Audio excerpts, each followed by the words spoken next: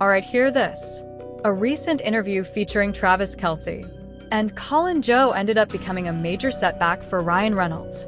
Travis had on Colin Jost, who you'll know is married to Scarlett Johansson, who is Ryan Reynolds' ex. And the fact that Travis unfollowed Ryan Reynolds kind of first was very telling to me. He's already shaded Ryan once. During the May 13th episode of the New Heights podcast, Travis and his brother Jason invited Colin Jost to join them as a guest. At first, I assumed this was simply another relaxed chat featuring Scarlett Johansson's husband.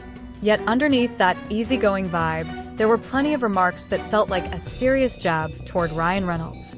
As two guys who are also of the +1 fraternity and have this same experience, how nice is it to be the less famous person in your relationship? Huge relief.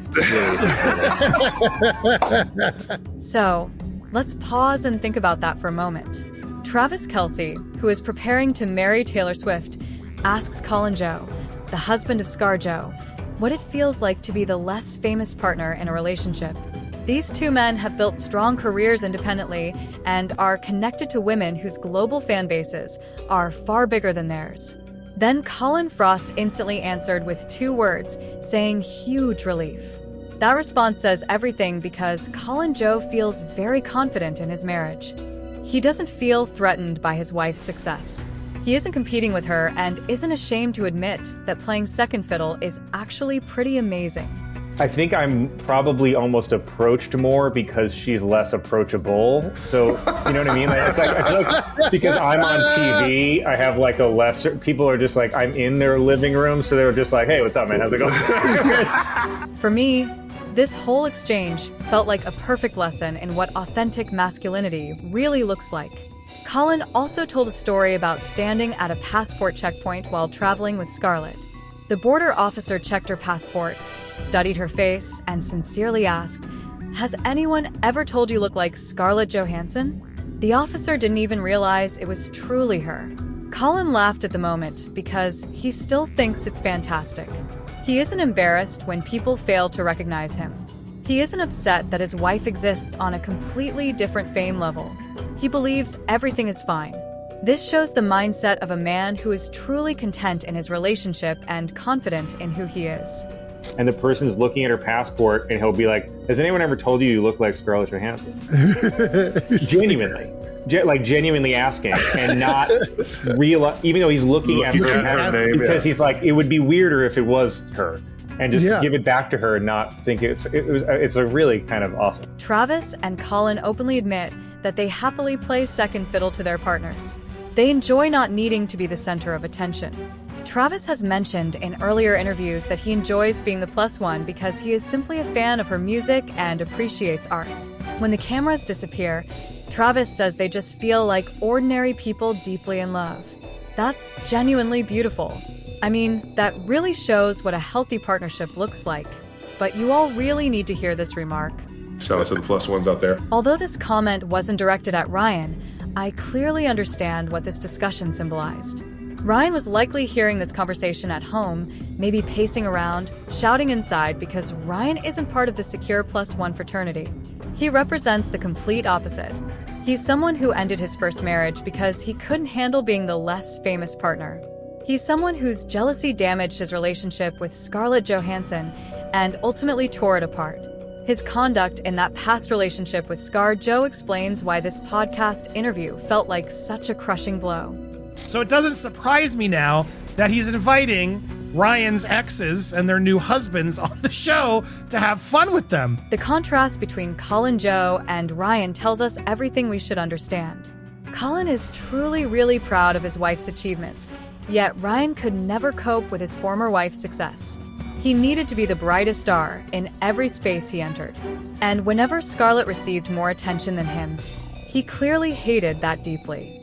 This entire situation matters for explaining everything about Ryan Reynolds and why this podcast episode is affecting him right now so incredibly intensely today. Ryan Reynolds was jealous, Ryan Reynolds was controlling. It had always been alleged this was about Ryan Reynolds. And Scarlett Johansson is not Blake Lively, okay? Ryan and Scarlett stayed married for 3 years between 2008 and 2011. During that exact period, Scarlett's career was accelerating fast. She was transforming into a worldwide icon, landing massive roles and gaining huge critical praise. There's no question she was reaching a peak that felt inspiring to many actresses. Meanwhile, Ryan, in contrast, was still trying to establish himself as a respected leading man. He had appeared in comedies that performed well, yet he had not become the Marvel superstar he would eventually be. Their careers were unbalanced, and that created a deeply toxic atmosphere at home. Ryan had a controlling personality and simply couldn't handle being the less famous partner in the relationship. He couldn't separate his ego from his marriage. He couldn't just celebrate his wife's success. It felt like he needed to center everything on himself while competing with his own partner constantly. I think I've definitely been in relationships where the timing was not right, and I also kind of think you have to recognize when it's not. Obviously, if you know it's not the right person, it's not the right person, but sometimes it's a good person, but the timing is off, and it's important to be open to that too. Scarlett has hinted at this darker dynamic in multiple interviews across the years. She remains careful, poised, and classy, never saying Ryan's name outright, but the meaning behind her words is always obvious to attentive listeners. In a 2016 Cosmopolitan interview, she discussed what truly makes relationships function. She explained that the logistics of dating another actor can be difficult. There must be a deep understanding about sharing time, especially when both careers move at equal speed. Even when one partner becomes more successful, that also becomes difficult. Competition can appear. This competitive tension is the opposite of what Travis Kelce and Colin Jost celebrate. Travis and Colin never compete with their partners. Ryan Reynolds, however, treated his marriage like strict competition. He viewed Scarlett's huge wins as his own personal losses. He couldn't separate ego from marriage. In a 2015 Parade interview, Scarlett explored the fragile mindset of insecure actors. She described acting as a strange world, where someone is always more successful. She linked this to rejection because actors who lack success often feel unwanted. She even said, "Marriage takes real work. It needs a man confident in love and confident in his career." I believe Ryan felt overshadowed by the industry. While his wife was adored globally, instead of supporting her fully, he allowed competition to destroy their bond. His ego dismantled something that might have worked if he learned to step back and feel happy for her. Scarlett found a huge upgrade in Colin Jost. He represents everything Ryan isn't. He's funny without cruelty. He's secure without needing non-stop spotlight. He's genuinely happy letting his wife shine. He celebrates her victories instead of fearing them. Meanwhile, Ryan is with Blake Lively. Blake shares his need for attention, branding, and tight control of their image. They both need the spotlight constantly and treat their relationship like a brand partnership instead of romance. But the base of Ryan and Blake's story isn't a fairy tale. It grew from a painful betrayal Scarlett endured. Once you examine the real timeline of how they met, it becomes impossible to ignore. They stayed together in 2011 after the launch of Ryan Reynolds' movie Green Lantern, which is where he met his now wife Blake Lively. This is where it may start to get messy. Ryan Reynolds and Scarlett Johansson broke up in 2011, but he was filming the movie Green Lantern with Blake Lively in 2010. And what's even crazier is that while they broke up in 2011, Blake Lively and Ryan Reynolds actually got married in 2012. The narrative Ryan and Blake present to the public says they were simply friends who went on a humorous double date with other people and suddenly realized sparks were flying between them.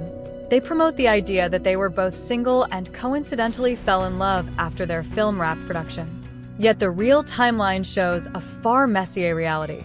It suggests cheating, overlapping romances, and carefully hidden secrets they've spent years trying to conceal. Let me guide you through the timeline because everything starts on March 15th, 2010, when filming for Green Lantern began in New Orleans. That's where Ryan and Blake first met on set and spent months working closely together. By July 2010, they attended Comic-Con to promote Green Lantern, showing strong chemistry while still officially committed to their partners. They were already behaving like a couple publicly while both remained in serious relationships. But here's where things become chaotic. Evidence of their secret bond appeared in September 2010 when Vanson Incorporated was quietly registered in California. The company name combined Ryan's hometown Vancouver and Blake's hometown Tarzana, California. So, Van from Vancouver, Zon from Tarzana, creating Vanson. Now ask yourselves, why would two people who were supposedly just friends and still in relationships start a shared shell company together? The answer feels obvious. They were planning a shared future. They were blending business while Ryan remained married to ScarJo. Only a month later, in October 2010, Blake ended her 3-year relationship with Penn Badgley. Then in December 2010, Ryan ended his marriage to Scarlett, and they publicly announced separation. Their divorce finalized in July 2011. Yet months earlier, Ryan and Blake were already spotted flirting during interviews and promotions. You have a bodyguard? Wow, a huge deal. Yeah, man. Wow. By the fall of 2011, the couple confirmed they had officially begun dating. This seemed like an attempt to hide the fact that their secret romance on set had started about a year and a half earlier. However, the timeline completely dismantles the charming origin story they promote. In March 2010, they were acting as love interests while filming. By September 2010, they had formed a business together. By October 2010, Blake was single. By December 2010, Ryan was single. Yet they stayed silent until 2011. That is not how simple friends behave. That is not how coworkers filming a movie together usually act. That is how people behave when they are hiding an affair. That is how people behave while cheating on partners. They form secret companies, hide relationships, and mislead the people around them. Eventually, when reality surfaces, they try to suggest they got together later than they truly did. But timelines don't lie. The evidence surfaced, and anyone paying attention then understands what likely happened. They knew it was shady, which is why they've brought in people to help hide the fact it's shady, which is getting out regardless. The company they formed in 2010 resurfaced 14 years later in an even more troubling situation. The reality is Vanson Incorporated functioned as an inactive shell company. It gave them a way to handle business and shield money from their respective partners. This company stood as major evidence that their relationship story was entirely fabricated. Two people who insisted they did nothing wrong didn't even wait for their divorces to finish before blending their lives together. They were already planning the future, combining business, and treating their affair like a shared enterprise. But the saga of Vanson Incorporated didn't stop in 2010. 14 years later, Ryan and Blake revived this same secret company and used it during her lawsuit involving Justin Baldoni. And this is just being highlighted in this absolute sham of a Doe lawsuit, which was only done to blindside Justin Baldoni and the other defendants. This is the exact type of toxic behavior Travis Kelce and Taylor Swift want to avoid completely, and they're making it obvious whose side they support. Taylor Swift's highly strategic public relations manager, Tree Payne, has been working nonstop to separate Taylor and Travis from the chaos created by Blake and Ryan. During the final stages of this lawsuit, the pair leaned heavily on Taylor Swift to give them credibility and help back their narrative. Taylor used to be friends with Blake, but everything has shifted and her team now clearly understands who they had been connected with. What was it like having Travis Kelce, honest take on Travis Kelce as a host? Fantastic. I hope you know. By connecting Travis Kelce with Colin Jost publicly, Taylor Swift's team is sending a very clear signal worldwide. They are distancing themselves from Ryan's circle. They are choosing to associate with the current husband of Ryan's former wife. They are choosing the secure, grounded couple instead of the lawsuit-focused couple. Travis Kelce had already made the deliberate move to unfollow Ryan Reynolds. For months, I questioned the reason behind this distance. I tried to understand what happened, but everything became obvious when Travis invited Colin Jost onto his podcast. Colin isn't only a well-known comedian. He is Scarlett Johansson's husband. By featuring Colin on his huge platform, Travis made a statement everyone understood. Colin appeared just 1 week after Blake lively settled everything with Justin Baldoni.